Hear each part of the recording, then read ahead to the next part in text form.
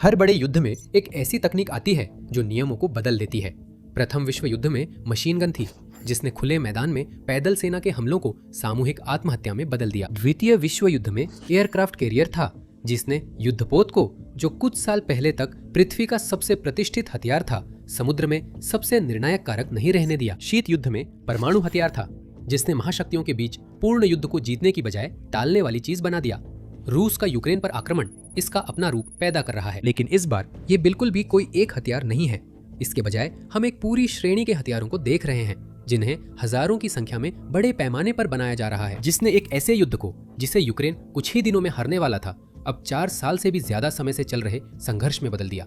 फरवरी 2022 में रूस ने यूक्रेन पर हमला किया और जैसे ही उसके पहले सैनिकों ने सीमा पार की, उसने जीत की परेड की तैयारी शुरू कर दी थी। कई पश्चिमी खुफिया आकलनों ने सुझाव दिया था कि कीव कुछ ही दिनों या अधिकतम कुछ हफ्तों में गिर सकता है। उस समय यूक्रेन को नेटो के सबसे नए हथियार या उच्च तीव्रता वाले युद्ध जीतने के लिए बनाए गए सिस्टम नहीं दिए जा रहे थे। इसके बजाय उसे मुख्य रूप से पुराने उपकरण मिले जो सहयोगी देश दे सकते थे। इनमें से अधिकांश पहले से ही रिटायरमेंट के लिए निर्धारित थे।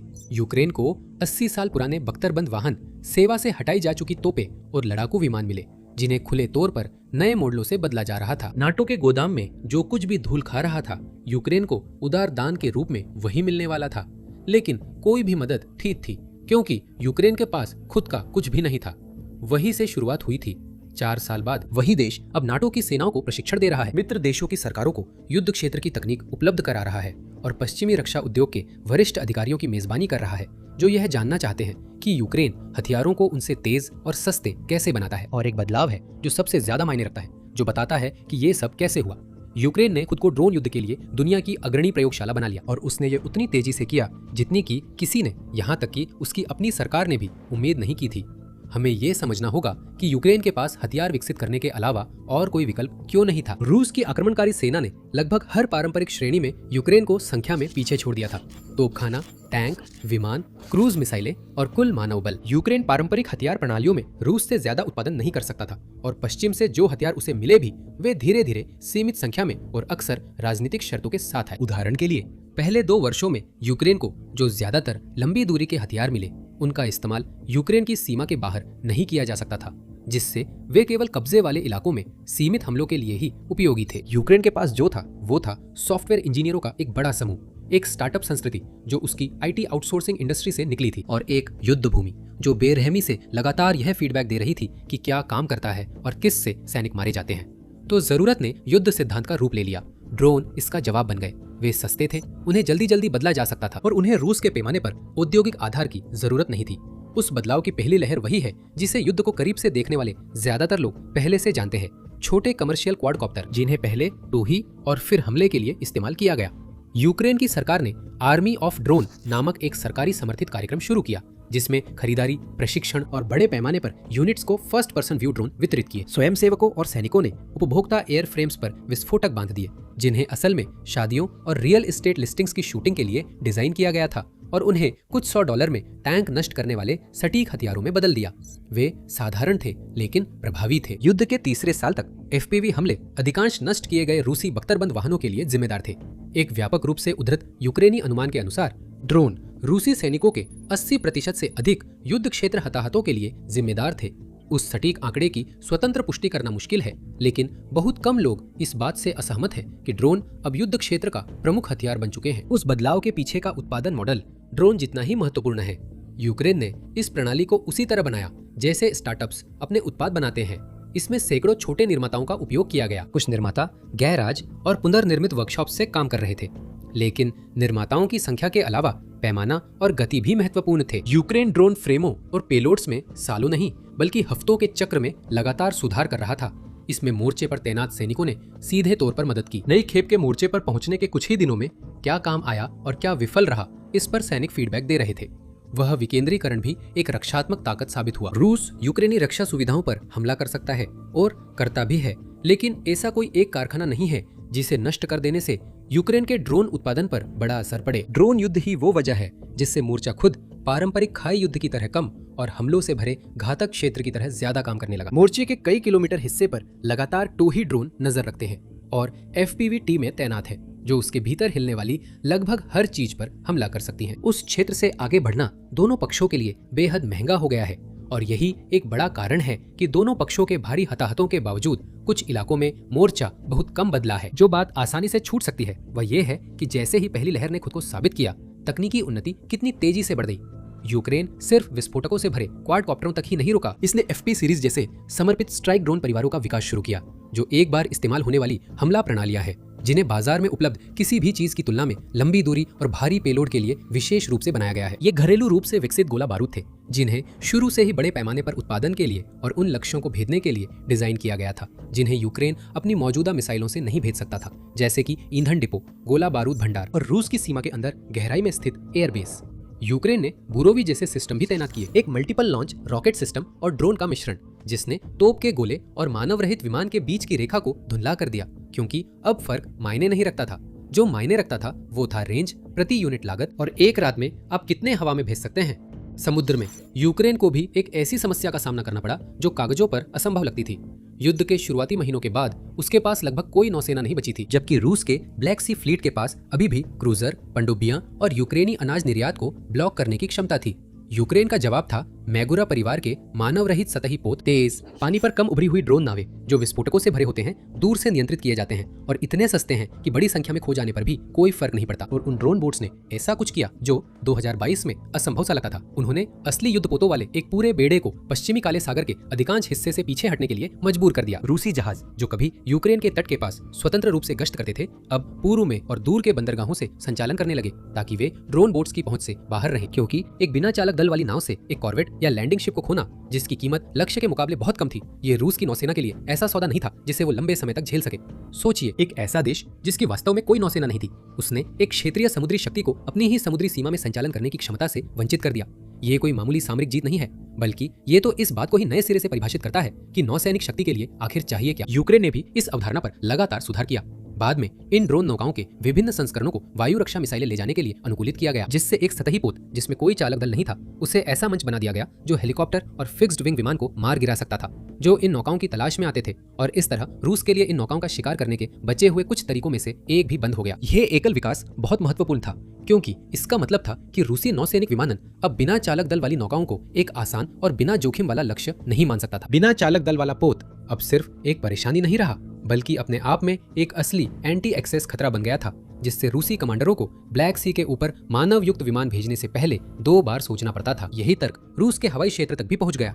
यूक्रेन के लंबी दूरी के स्ट्राइक ड्रोन उन लक्ष्यों को मारने लगे जिन्हें पहले रूसी सैन्य कमांड द्वारा अछूता माना जाता था। यूक्रेन ने तेल रिफाइनरियों, रडार इंस्टॉलेशनों और एयरबेसों पर हमला किया, जो मोर्चे से सैकड़ों और आखिरकार 1000 किलोमीटर से भी ज्यादा दूर थे। सिर्फ रिफाइनरी पर हुए हमलों ने ही रूस के ईंधन निर्यात और अपनी ही सेना को आपूर्ति करने की क्षमता को काफी हद तक प्रभावित किया। यह एक ऐसा दबाव था जिसे यूक्रेन बिना एक भी मानव युक्त विमान को रूसी हवाई क्षेत्र में भेजे लागू कर सकता था। 2025-26 में कई मौकों पर ड्रोन हमलों ने रूस की रिफाइनिंग क्षमता का लगभग 40% हिस्सा अस्थायी रूप से बाधित कर दिया। हालांकि बाद में उस क्षमता का अधिकांश हिस्सा बहाल कर दिया गया। और फिर है ऑपरेशन स्पाइडरवेब, जो पूरे युद्ध के सबसे साहसी हमलों में से एक है। यूक्रेनी खुफिया एजेंसी ने हमलावर ड्रोन को संशोधित ट्रकों के अंदर छुपाकर रूसी क्षेत्र में गहराई तक तस्करी कर पहुंचाया और उन्हें एक साथ कई रणनीतिक बम वर्षक ठिकानों पर लॉन्च किया जो हजारों किलोमीटर दूर थे। इस ऑपरेशन ने रूस के लंबी दूरी के विमानन बेड़े के एक महत्वपूर्ण हिस्से को नष्ट या क्षतिग्रस्त कर दिया। ऐसे विमान जिन्हें बदलने में वर्षों और भारी लागत लगती, उन्हें ऐसे हथियारों से निशाना बनाया गया जिनकी कीमत उन बम वर्षकों की तुलना में लगभग कुछ भी नहीं थी। ये इस बात का सबूत था कि ड्रोन युद्ध अब सिर्फ एक अग्रिम पंक्ति की रणनीति नहीं रह गई थी। ये एक रणनीतिक हथियार था जो दुश्मन के पीछे के इलाकों तक पहुंच सकता था और उसे ऐसी कीमत चुकाने पर मजबूर कर सकता था जो यूक्रेन की कोई पारंपरिक क्षमता कभी नहीं कर सकती थी।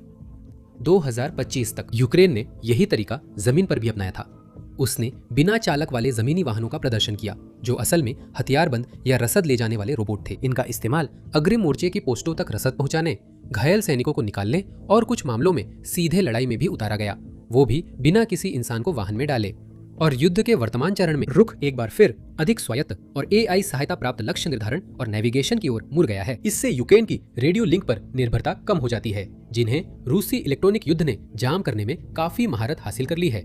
फाइबर ऑप्टिक निर्देशित ड्रोन जो जामिंग से सुरक्षित है, क्योंकि उनका ऑपरेटर से भौतिक संपर्क होता है। तेजी से ये युद्ध के सबसे प्रभावी अनुकूलों में से एक बन गए। ड्रोन इतने आम हो गए कि जल्द ही मोर्चा गिरे हुए ड्रोन से निकली ढीली फाइबर ऑप्टिक्स से ढक गया। रिपोर्टों के अनुसार अचानक बड़ी मांग के कारण स्थानीय बाजार में ऑप्टिकल केबल की कीमतें बढ़ गई। आखिरकार दूसरी तरफ ने भी इसकी बराबरी करना शुरू कर दिया। रूस ने भी अनुकूलन किया और अपने खुद के बड़े पैमाने पर बनाए गए अटैक ड्रोन मैदान में उतार दिए। इनमें से कई ईरानी डिजाइन किए गए शाहिद वेरिएंट थे, जिन्हें लाइसेंस के तहत बनाया गया था और इनका इस्तेमाल यूक्रेनी शहरों और बुनियादी ढांचे पर रात भर की बमबारी में किया गया। यूक्रेन को उस आर्थिक समस्या का सामना करना पड़ रहा था जिसमें कुछ $1000 के ड्रोन को गिराने के लिए कुछ $1,00,000 के इंटरसेप्टर मिसाइल का इस्तेमाल करना पड़ रहा था। इसके अलावा इंटरसेप्टर मुख्य रूप से पश्चिमी देशों से दान में मिले थे और उनकी संख्या सीमित थी। इसलिए यूक्रेन ने अपने खुद के सस्ते इंटरसेप्टर ड्रोन विकसित किए जो पारंपरिक वायु रक्षा की तुलना में बहुत कम लागत में आने वाले शाहिद ड्रोन का पीछा करने और उन्हें नष्ट करने के लिए बनाए गए थे। यूक्रेन ने संद्रे जैसी प्रणालियां भी तैनात की, एक लेजर हथियार जिसे ड्रोन और कम ऊंचाई पर उड़ने वाले लक्ष्यों का मुकाबला करने के लिए बनाया गया है ताकि एक भी गोला बारूद खर्च किए बिना काम किया जा सके और इसी लागत समस्या को पूरी तरह से एक अलग दृष्टिकोण से निपटा जा सके। ये यूक्रेन की ड्रोन कहानी का वो हिस्सा है जिसने हाल ही में सबसे ज्यादा बाहरी ध्यान आकर्षित किया है, क्योंकि अब लगभग हर पश्चिमी सेना उसी समस्या को लेकर चिंतित है जिसे यूक्रेन पिछले 3 सालों से हल कर रहा है। आप सस्ते बड़े पैमाने पर बनाए गए ड्रोन को कैसे रोक सकते हैं बिना अपना वायु रक्षा बजट खाली किए? लेकिन उससे पहले ये सुनिश्चित करें कि आप मिलिट्री शो को सब्सक्राइब करें ताकि आपको फ्रंट से जुड़ी सारी खबरें और वैश्विक भू राजनीति की जानकारी मिलती रहे। अब 4 साल से भी कम समय में यूक्रेन ने लगभग शून्य से एक घरेलू स्ट्राइक ड्रोन प्रोग्राम तैयार कर लिया और बिना चालक वाली नावों से एक क्षेत्रीय नौसैनिक शक्ति को उसके अपने तटीय जल से बाहर कर दिया। लंबी दूरी तक मार करने वाली ऐसी प्रणालियां विकसित की जो दुश्मन की सीमा के अंदर रणनीतिक ठिकानों को निशाना बना सकती है और एक किफायती काउंटर ड्रोन डिफेंस तैयार किया जिसे अब बाकी दुनिया भी अध्ययन कर रही है और ग्राउंड रोबोटिक्स को नियमित युद्ध क्षेत्र उपयोग के लिए बड़े पैमाने पर अपनाया। इनमें से हर एक विकास अपने आप में युद्ध काल की एक उल्लेखनीय उपलब्धि होती, लेकिन मिलकर ये किसी भी एकल हथियार कार्यक्रम से बड़ी बात को समझाते हैं। कैसे अपने विरोधी की तुलना में बहुत कम जनशक्ति और औद्योगिक आधार वाला एक देश लगभग सभी की उम्मीद से कहीं ज्यादा वर्षों तक लड़ता रहा। ड्रोन ने सिर्फ यूक्रेन के युद्ध प्रयास में मदद नहीं की, वे उन सभी चीजों का विकल्प बन गए जिनकी यूक्रेन के पास पर्याप्त मात्रा में कमी थी, जिनमें सैनिक भी शामिल हैं, और यही हमें वर्तमान स्थिति तक लाता है। युद्ध के अधिकांश समय में सैन्य ज्ञान का प्रवाह एक ही दिशा में होता था। नाटो देशों ने यूक्रेन के नए रंगरूटों को प्रशिक्षण दिया, अक्सर यूनाइटेड किंगडम, पोलैंड और अन्य जगहों पर चलाए जा रहे कार्यक्रमों में, जहां सैनिकों को पारंपरिक पैदल सेना की और संयुक्त हथियारों की रणनीतियां सिखाई जाती थी, जिनमें से कई कुछ महीने पहले तक आम नागरिक थे। लेकिन धीरे धीरे ये एक तरफा रास्ता नहीं रह गया। पश्चिमी प्रशिक्षण कार्यक्रमों से गुजर रहे यूक्रेनी सैनिकों ने कथित तौर पर उन रणनीतियों का विरोध किया है जो नाटो के प्रशिक्षण मैदान पर तो काम करती थी, लेकिन रूसी ड्रोन टोही और तोपखाने की प्रतिक्रिया समय के सामने किसी को मरवा सकती थी। ऐसा करते हुए वे असली मोर्चे के सबक वापस उन कार्यक्रमों को बेहतर बनाने में शामिल कर रहे हैं। जब पोलैंड ने यूक्रेनी सैनिकों के लिए एक नया प्रशिक्षण केंद्र खोला तो उसके अपने रक्षा मंत्री ने कहा कि सीखने का सिलसिला दोनों तरफ से चलेगा। पोलैंड यूक्रेनी युद्ध क्षेत्र के अनुभव का उतना ही लाभ उठा रहा है जितना कि वह प्रशिक्षण दे रहा है। यह नाटो सदस्य देश की एक उल्लेखनीय स्वीकारोक्ति है, लेकिन वह देश जिसके सैनिक प्रशिक्षण के लिए आ रहे हैं, कई महत्वपूर्ण मामलों में इस आदान प्रदान में यूक्रेन अब अधिक अनुभवी पक्ष बन गया है। गठबंधन ने यूक्रेन संयुक्त विश्लेषण प्रशिक्षण और शिक्षा केंद्र या जेटेक भी बनाया है, विशेष रूप से इन वास्तविक युद्ध क्षेत्र के अनुभवों को लेकर उन्हें पूरे गठबंधन की भविष्य की लड़ाई की तैयारी में शामिल करने के लिए। यूक्रेन के ड्रोन अब परीक्षण के लिए इस्तेमाल किए जा रहे हैं, ये देखने के लिए कि क्या नेटो की इकाइयां ड्रोन की उस तरह की भरमार का सामना कर सकती हैं जिनका यूक्रेनी सैनिक हर दिन मोर्चे पर सामना करते हैं। यूक्रेन अपने प्रशिक्षकों को जर्मन सेना के स्कूलों में भेज रहा है ताकि वे वहां के सैनिकों को अपने अनुभव सिखा सके। डेनमार्क ने भी यूक्रेनी ड्रोन विशेषज्ञों को बुलाया है ताकि वे अपनी ड्रोन रोधी क्षमता विकसित कर सके। पोलैंड ने यूक्रेनी विशेषज्ञता के आधार पर एक नई ड्रोन बेड़े की घोषणा की है। यह कुछ अलग थलग एक्सचेंज प्रोग्राम नहीं है, ये कई नाटो सदस्य देशों में एक समान पैटर्न है जो सभी एक ही निष्कर्ष की ओर इशारा करते हैं। गठबंधन का मानना है कि यूक्रेन ने आधुनिक युद्ध के बारे में ऐसी बातें सीखी हैं जो उसके किसी भी सदस्य को खुद सीखने का मौका नहीं मिला है, क्योंकि उनमें से कोई भी इतने वर्षों तक इतनी तीव्रता के साथ किसी समकक्ष क्षमता वाले दुश्मन से नहीं लड़ा है। यह भी ध्यान देने वाली बात है कि पूरी स्थिति कितनी असामान्य है। यूक्रेन नाटो का सदस्य नहीं है। यूक्रेन ने पूरे युद्ध के दौरान गठबंधन से हथियार, गोला बारूद और वायु रक्षा प्रणालियों की मांग की जिन्हें वो खुद इतनी तेजी से तैयार नहीं कर सकता था, और फिर भी नेटो की अपनी सैन्य समिति के अध्यक्ष उसी देश को सुरक्षा क्षमता का शुद्ध निर्यातक बता रहे हैं। ये सिर्फ कूटनीतिक प्रशंसा से कहीं बढ़कर था, यह कई नाटो सरकारों द्वारा साझा किए गए एक व्यापक आकलन को दर्शाता था। यूक्रेन के ड्रोन ऑपरेटरों, इंजीनियरों और फ्रंटलाइन इकाइयों ने ऐसा संचालनात्मक ज्ञान अर्जित किया है जो शांति काल के किसी भी अभ्यास से नहीं मिल सकता था। यूक्रेनी तकनीक में रुचि उसी रास्ते पर बढ़ी है जैसे यूक्रेनी युद्धक रणनीतियों में रुचि बढ़ी थी, और ये एक खास वजह से तेज हुई है। जब इजराइल और ईरान के बीच संघर्ष बढ़ा और संयुक्त राज्य अमेरिका ने खुद को ईरानी ड्रोन और मिसाइल हमलों को रोकने में सीधे तौर पर शामिल पाया, अमेरिकी और सहयोगी सेनाएं उसी समस्या से सीधे टकराई जिसे यूक्रेन ने पहले ही सालों में सुलझाने में लगा था। अब बड़ी संख्या में सस्ते, इस्तेमाल के बाद फेंकने योग्य ड्रोन से कैसे बचाव करेंगे बिना अपनी वायु रक्षा प्रणाली के महंगे इंटरसेप्टर खत्म किए, जिन्हें किसी और तरह के खतरे के लिए बनाया गया था। बताया जाता है कि उस पल्ले यूक्रेन के कम लागत वाले इंटरसेप्टर ड्रोन और उसकी वायु रक्षा टीमों द्वारा विकसित किए गए संचालन कौशल में विदेशी रुचि को काफी बढ़ा दिया, जो हर रात शाहिद ड्रोन के हमलों का मुकाबला कर रहे थे। यूक्रेनी अधिकारियों ने कहा है कि उनकी तकनीक और सलाहकार अब उस क्षेत्र में इस्तेमाल हो रहे हैं और वही ड्रोन विरोधी विशेषज्ञता प्रदान कर रहे हैं जो कुछ साल पहले यूक्रेन के स्तर पर कहीं भी मौजूद नहीं थी। बताया गया है कि यूक्रेन ने संयुक्त राज्य अमेरिका के साथ एक बड़े पैमाने पर ड्रोन समझौते के लिए बातचीत की है, जिसमें यूक्रेन अपनी युद्ध में आजमाई गई ड्रोन तकनीक और निर्माण विशेषज्ञता साझा करेगा, जबकि बदले में अमेरिकी आपूर्तिकर्ताओं से अन्य श्रेणी के हथियार खरीदेगा। ये समझौता मूल रूप से ये स्वीकार करता है कि यूक्रेन की छोटे ड्रोन की विशेषज्ञता उस स्तर से आगे निकल गई है जो अमेरिकी रक्षा उद्योग ने समान लागत पर मैदान में उतारा है। ये रक्षा खरीद में सामान्य पैटर्न का एक उल्लेखनीय उलट है, जहां आमतौर पर एक छोटी युद्धकालीन अर्थव्यवस्था अपने बड़े सहयोगियों से उनके सिस्टम तक पहुंच के लिए विनती करती है। यहाँ इसके बड़े और अधिक संपन्न नेटो सदस्य उस चीज तक पहुंच पाने के लिए कतार में खड़े हैं जिसे एक ऐसा देश जो अब भी सक्रिय बमबारी झेल रहा है बनाने में सफल रहा है। अधिकतर मामलों में इन सौदों में यूक्रेनी डिजाइन किए गए ड्रोन की उत्पादन इकाई साझेदार देश की जमीन पर स्थापित करना शामिल है, बजाय इसके कि तैयार यूक्रेनी हार्डवेयर को विदेश भेजा जाए। यह अंतर कुछ कारणों से महत्वपूर्ण है। सबसे पहले, इससे यूक्रेन की रक्षा उद्योग को अपनी उत्पादन क्षमता का अधिक हिस्सा अपनी ही अग्रिम पंक्ति की आपूर्ति पर केंद्रित रखने की सुविधा मिलती है, जहां मांग अब भी किसी भी एकल फैक्ट्री की उत्पादन क्षमता से कहीं अधिक है। दूसरा, इससे यह जोखिम कम हो जाता है कि पूरे उत्पादन बैच को रूसी मिसाइल हमले से पूरी तरह नष्ट कर दिया जाए, क्योंकि अब ड्रोन बनाने वाली फैक्ट्री यूक्रेन के अंदर नहीं है। और अंत में, ये साझेदार देश को तैयार उत्पाद से भी अधिक मूल्यवान चीज देता है, इंजीनियरिंग दस्तावेज, गुणवत्ता नियंत्रण प्रक्रियाएं और कई मामलों में उन यूक्रेनी टीमों के साथ सीधे कामकाजी संबंध जिन्होंने सबसे पहले इस सिस्टम को बनाया था।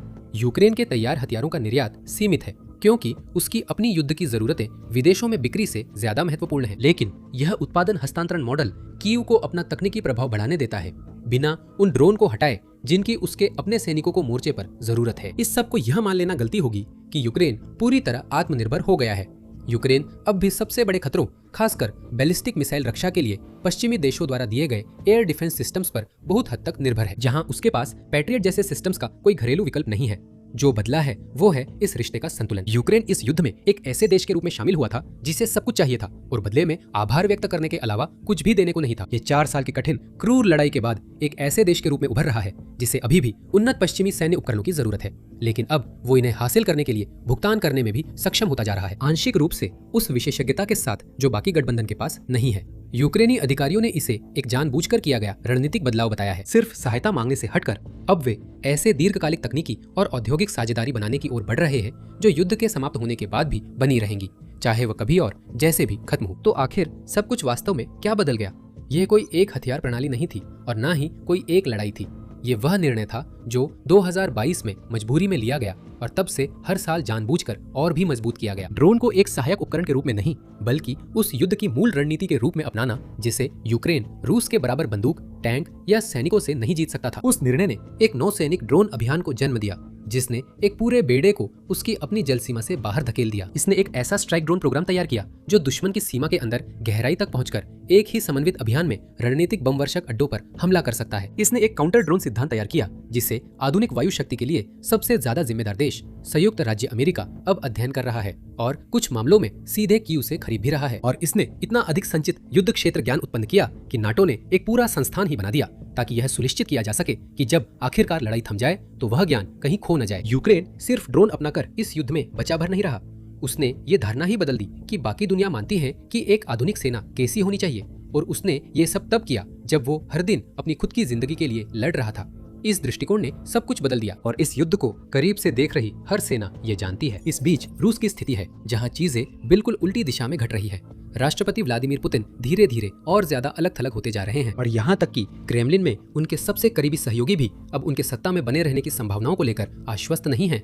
और अधिक जानने के लिए ये वीडियो देखें और वैश्विक घटनाओं पर और खबरों के लिए मिलिट्री शो को सब्सक्राइब करना न भूलें।